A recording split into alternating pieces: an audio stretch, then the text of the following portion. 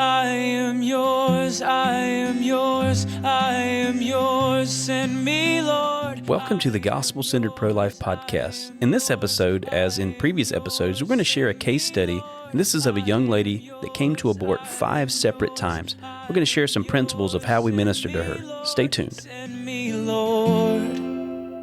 I felt your passion, I've touched your heart. Use me, Lord, use me, Lord. Well, welcome to the Gospel-Centered Pro-Life Podcast. We are doing an episode, much like some of the ones we've done in the past couple of weeks, which is a case study about a mom that we've encountered at the abortion center here in Charlotte that our team was able to minister to, and sharing some principles along with that story. So we're just talking through a story and then sharing equipping principles that we learned, that we've employed. And hopefully the story will be a blessing, and hopefully that the principles will be a blessing. And as always, this young lady, this is a real story with a real woman and family associated with it. But we changed her name because we don't want to expose her identity. We just want you guys to learn from the situation. And as always, because I forgot to mention this when I first introduced this podcast, we want you to share this podcast. Share it with people. Get folks listening to the podcast because we want folks to be equipped. We want believers to be equipped to go out to the abortion centers. Stories like this are just evidence that going out to an abortion center is effective. When you show up at an abortion center, God will use you to save babies. And so show up equipped though. We have these podcasts. We have our Sidewalks for Life website, sidewalks4life.com, in order to equip you. We also have resources. We have a training that we do here in Love Life in our office once a month. We actually do it via Zoom. We record it here in our office, but we do it the first Saturday of every month from 2 p.m. to 4 p.m. Eastern Time. And if you want information about that, we would certainly love to get that information to you. There is a few hoops you have to jump through to get in get an invite to that training. You have to fill out an application and a little bit of a vetting process, which of course I'm sure you all can agree is necessary. But if you want more information about that, you can go to lovelife.org/America, and there's some information there. Or you can email me if you want, daniel@lovelife.org. I'd love to get you in the right direction as far as information, sign up, and that sort of thing. But with that, let's jump into this case study. Okay. What's this story about? Yeah, so this is one of the most unusual cases I have faced, as most of the case studies we're doing are, because that's why they stick in my mind. But this woman, we'll call her Gina. Okay. Like many of the women that come to the abortion center, they are very conflicted. Most have not made up their mind. And the first 48 hours after a choice for life is critical. Yeah. You know, they're returning to the same situation that they came from. Yeah.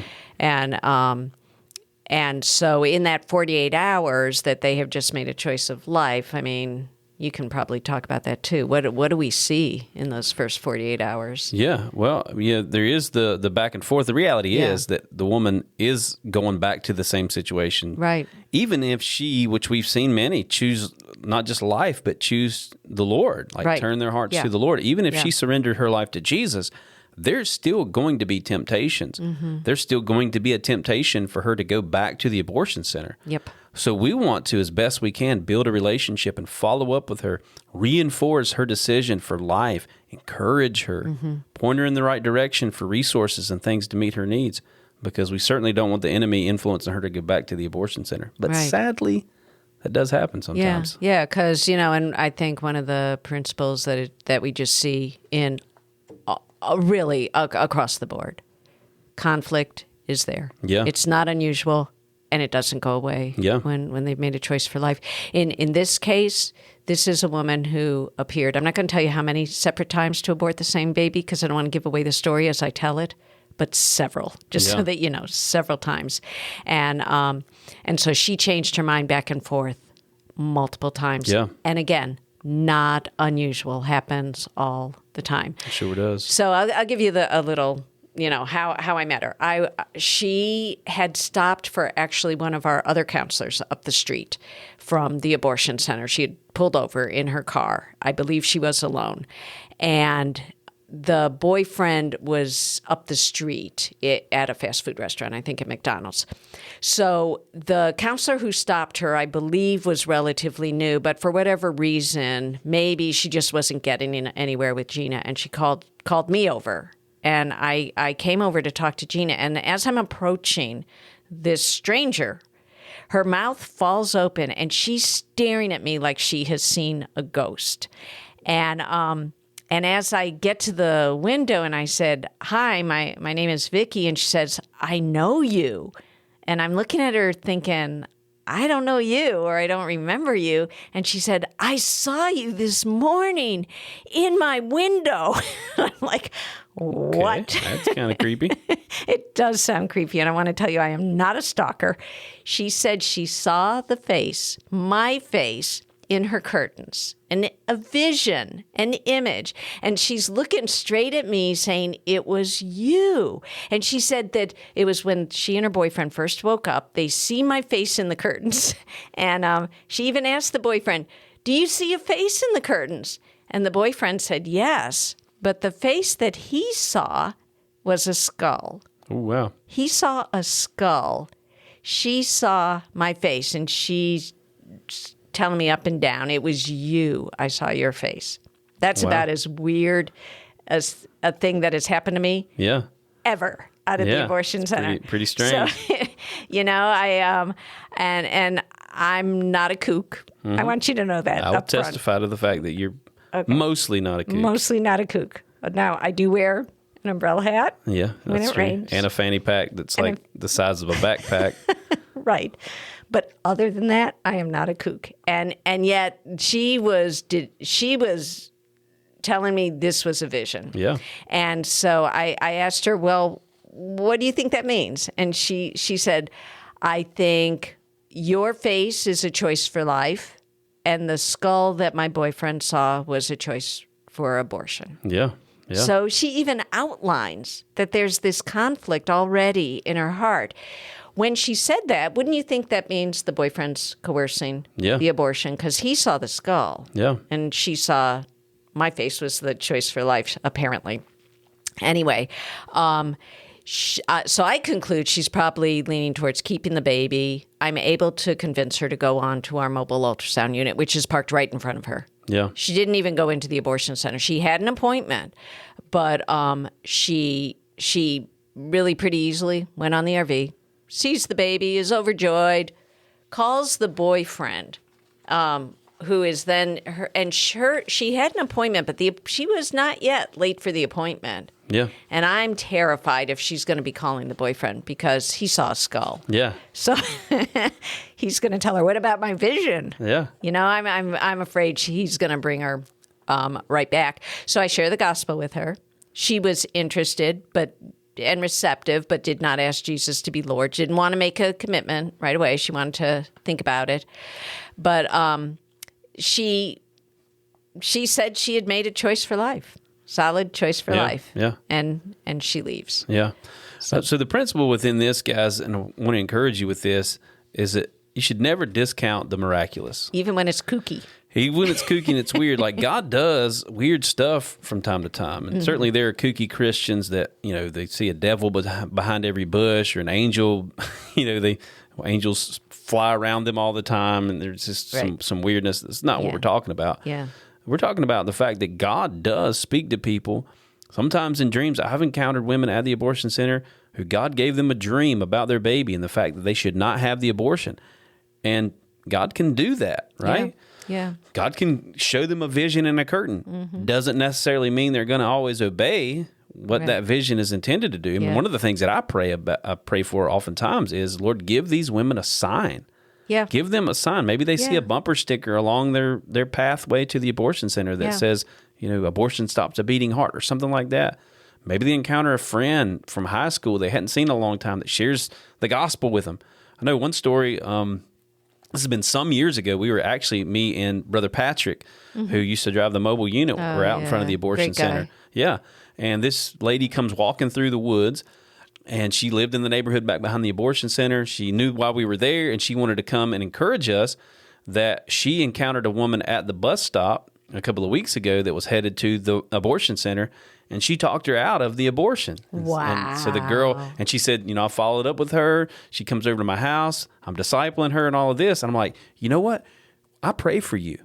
I pray for women like you, for people like you, to be that sign along her way. She was headed to the abortion center at the bus stop, about to get on the bus to come to the abortion center. This lady was in her path. Help her to choose life. Wow. So she was an answer to prayer. Never discount the miraculous. God does miracles, even though they sometimes might be weird. We should trust the Lord to do that. Because he's a God that does miracles. He does. And I must say that one really was a faith builder. It's like, okay, my face is being used in the curtains. This is this is awesome. Anyway, she left, and I'm convinced this is a clear choice for life. She saw my face in the curtain. She chose life. She told us she chose life. She's heard the gospel. So the next day I text her, and she was very honest. She was honest through this whole process, by the way. She was honest that she was wavering.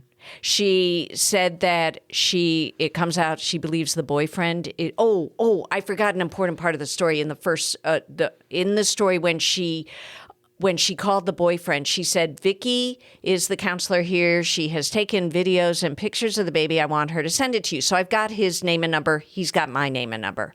That becomes important later in the story. So anyway, so she when I text her, she said she believes that boyfriend was cheating on her. She didn't want to be tied down to him for the next 18 years, so she says it's better to abort, and she had already made a second appointment. Wow. Already. I mean, it's not even 12 hours, it was not more than 24 hours. And she's already made a second appointment. I beg her to let me come, have lunch with her so we can talk more. She lived really far away, but she finally agreed. Yeah. And I met her for lunch. At this point, I share the gospel more fully, and she is recognizing if she had followed God earlier in her life, the way she should have been following God, then she wouldn't be in the mess she was in right now. Yeah. And so the discussion is really fruitful, and she ends up saying she wants to submit her life to Jesus. To me, this is critically important because I know this is someone who's wavering, who's going to go back and forth. And if most of the time, if they give their life to the Lord, at least there's a stronger chance that they're going to be wanting to please him, and that abortion will at least be more off of the table. Yeah. So she promised to cancel the appointment to abort for the following day, and even allowed me to call the mentor that we had set up for her right then and there. They set up a meeting for a few days later. I go home again feeling now her choice is solid. Yeah. So, but that wasn't the case. Well, because conflict can continue, and it will continue. Yeah. And we've got to be ready for that. I mean, there can be this mentality that as soon as they tell you they've chosen life, or even that they submitted their life to Jesus, right? And you can breathe, you can exhale. Yeah. But that's not always the case. That's a win, right? A decision for life. Praise God for that. Yeah. But we still have to press in. We still have to be ready. For many women, that's the case, right? They choose life.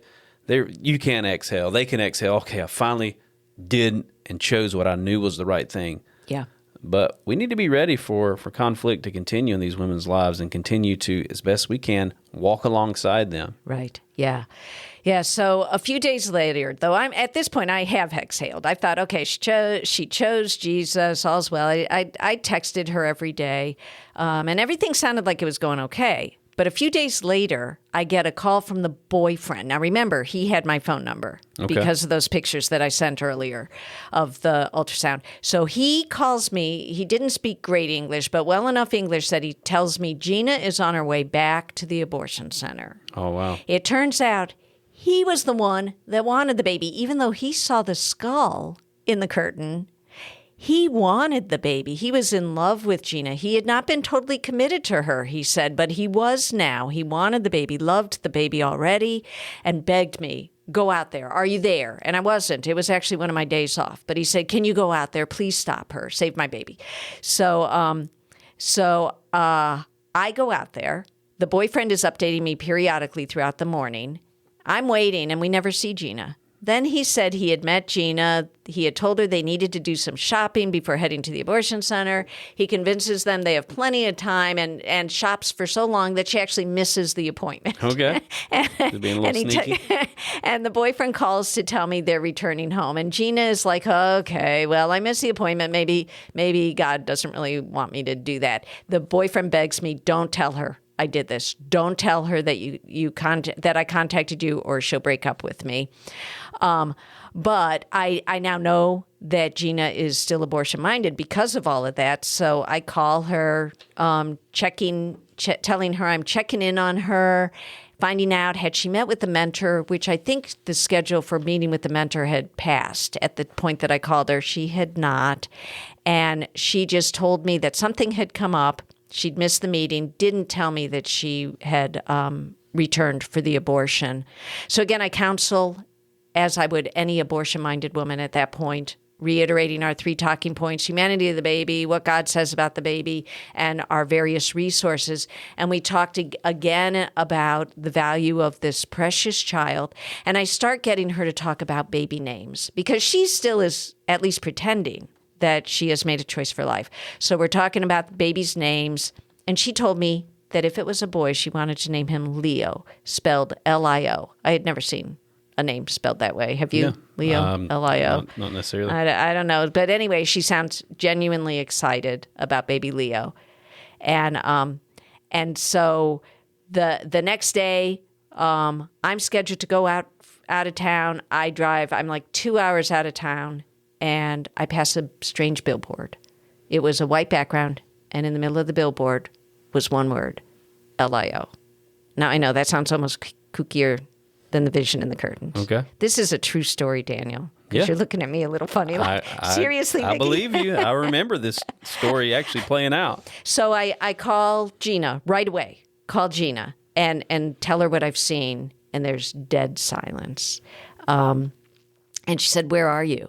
And for some reason, there's something in my heart that's saying she's trying to find out if I'm near the abortion center. I'll bet she's back. Oh, wow. I mean, it was like maybe a message from God, but just why was she asking where am I?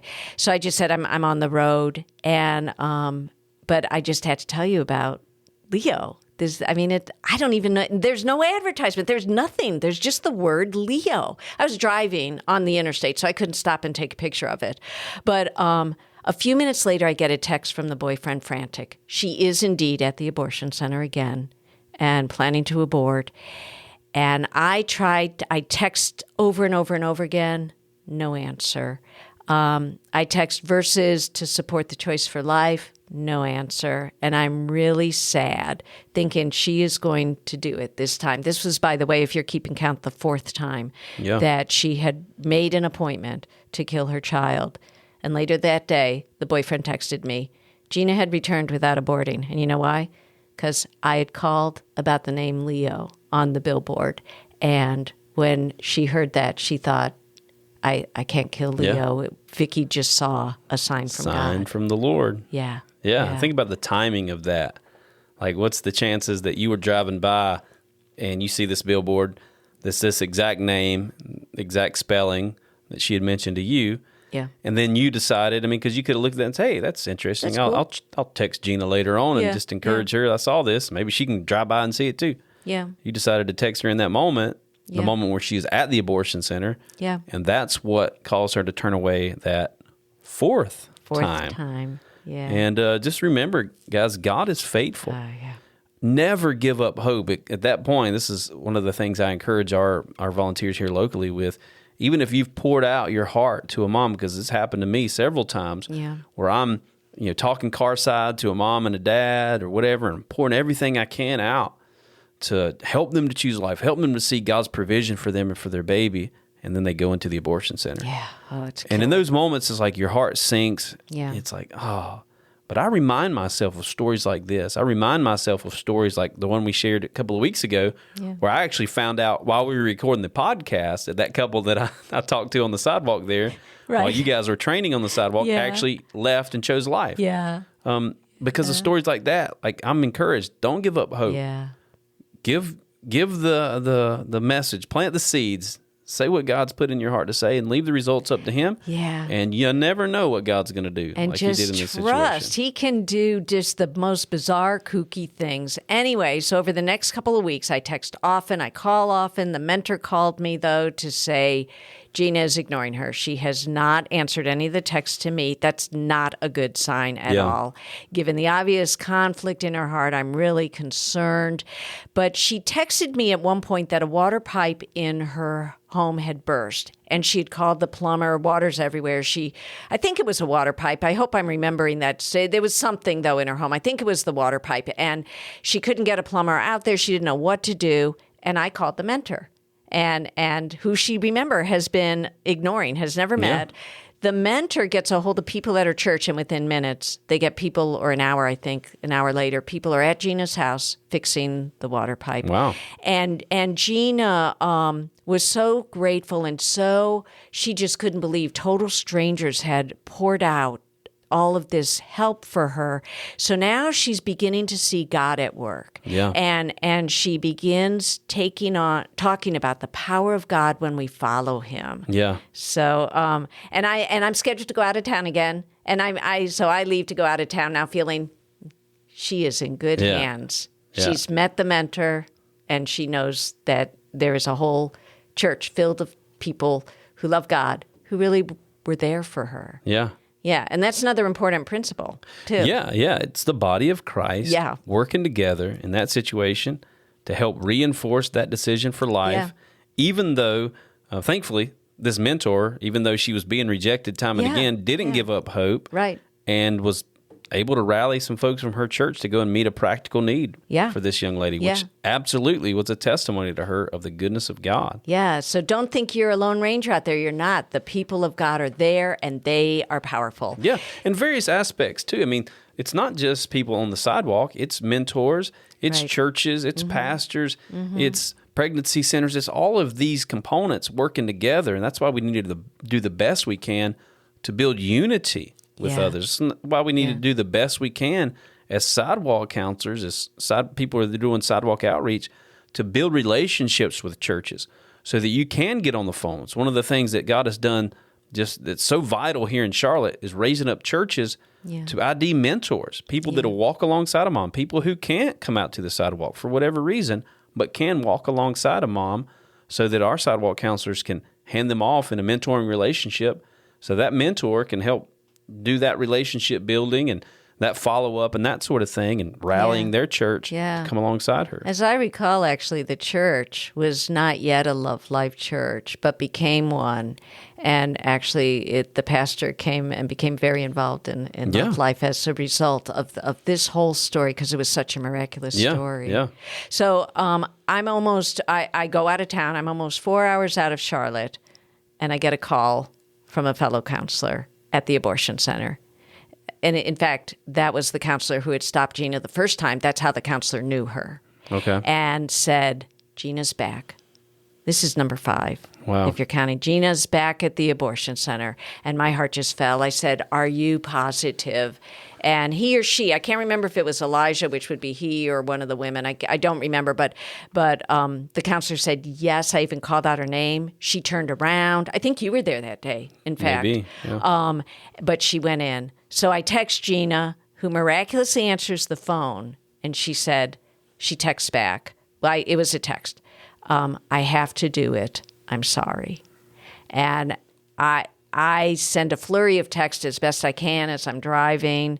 And not that I recommend that. No one should be doing that. But I was fighting for this baby's life. And no response from her. And I get to my destination. It was my son-in-law's and my son and daughter-in-law's, and her father is a pastor. I arrive, ask him to pray. He prays, but we know it's hours after I had gotten the original text. So I know I cried. I went on a long walk. I'm sobbing.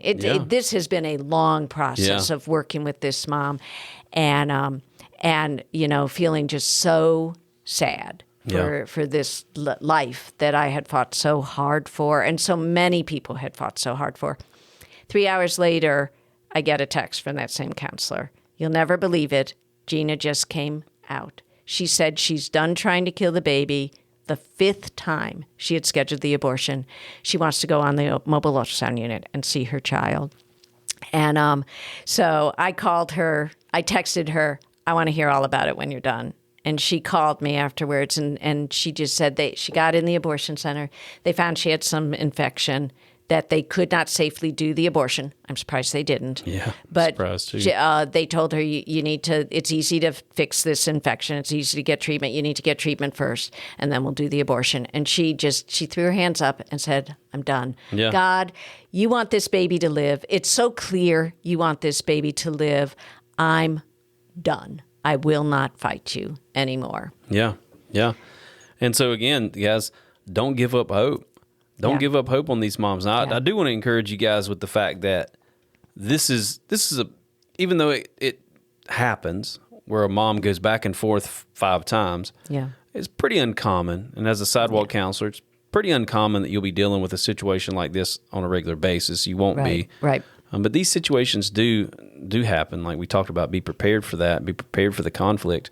Yeah. But also, don't get wrapped up in hopelessness. Again, it's really not our job to convince them not to have the abortion. It's our job to deliver the mail, so to speak. Mm-hmm. God does the work. God changes the heart. So we can't take, like what we say, we can't take ownership of the victories, and we can't take ownership of the apparent defeats. Right. Leave it in the hands of the Lord. And certainly, and I know what you're talking about, just going on a walk and just weeping, just like I've poured so much out for this situation, and it seems like it's not going to go well. At that point, I'm thinking the baby's dead. So I'm mourning the death of that baby as well. And then the destruction that she's going to reap in her life. If she went back and forth that many times, obviously she's conflicted. Right. Obviously she's going to have regret. Right. She's going to. Yeah. But don't give up hope, guys. Don't give up hope. God does his thing. And the story didn't end there. A few weeks later, she calls me with devastating news. Her doctor appointment revealed that the baby they had done testing, and I think she told me 99% chance this baby would have Down syndrome. Yeah. And I'm thinking it's all over. And she was still within the range She's of still she could within have that an 20 abortion. weeks where she could still have an abortion at Latrobe. I'm sure appointment number 6 is being scheduled. And to my shock, she said, they asked me, in fact, I think they told her to consider abortion. But I told them, I love my baby no matter what. After being stopped by God so many times, I know this baby is meant to live, and I'm going to take care of my baby no matter what. Yeah. Now that's a miraculous change of heart right there. Incredible. Yeah. Incredible. Because for even folks who would claim to be against abortion, they would allow for, the baby's going to have this or have that. Yeah. They might could justify that. Yeah. Yeah. But Gina wasn't having it, right? Yeah. Her heart had been changed. She finally said, okay, God. It's almost like Jonah being swallowed by the great fish. It's like, okay, it was. I give up. Yeah. And her reception actually was a lot better than Jonah's. Yeah. She was happy to have that baby. She did take 5 times to get there, 5 scheduled abortions. But each one of those was a trial. Yeah. And was almost a test. Yeah. And I think the point here is that trials can strengthen us. Those trials, going through those tests and having so many signs along the way, really strengthen her resolve to the point where even with a 99% certainty that the doctors have that this baby would have Down syndrome, she says, I'm going to love this baby no matter what. I could not believe it. I really could not believe it. I was shocked. But anyway, so time for birth comes.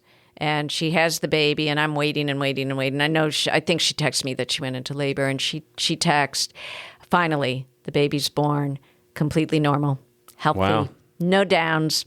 Everything was great. And she said, would you like to come visit? Yeah, you don't have to ask me twice. So, I'm holding that little miracle in my arms, just rejoicing and praising God. And what I wrote in this article was really what we will post this article with this, but was truly what my thoughts were. I was thinking, no one will ever believe what it took to get you here.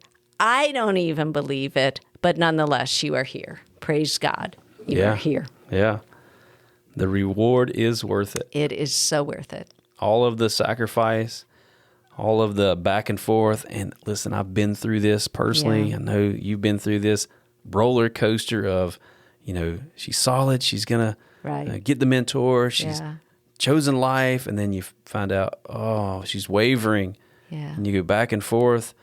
And that's a mental roller coaster, emotional roller coaster, spiritual roller coaster that nobody wants to be on. But it paid off in the end. Yeah. That baby's here. He's loved.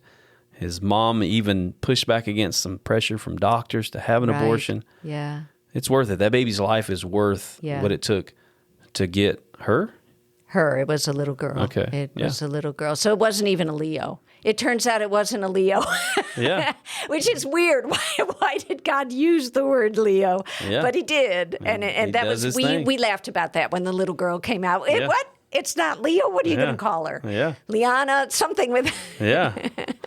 God's amazing in what he allows us to be a part of. So I hope this story was an encouragement to you guys. And as always, you can reach out to me or Vicky, Daniel@lovelife.org, Vicky@lovelife.org. Share maybe ideas for future podcasts. We're probably going to continue to be sharing some of these case studies and some principles that have to do with this because we've gotten some good feedback from people that these are encouraging to them. And so we hope they're encouraging to you. And we hope this podcast is an encouragement to you. Please share this podcast. And please leave us some good reviews on our podcast, whatever platform that you use to access these podcasts. I'm sure there's some kind of comment or review thing on there. Please leave a good comment, a good review. And until next time, God bless. Give me an outlet for love.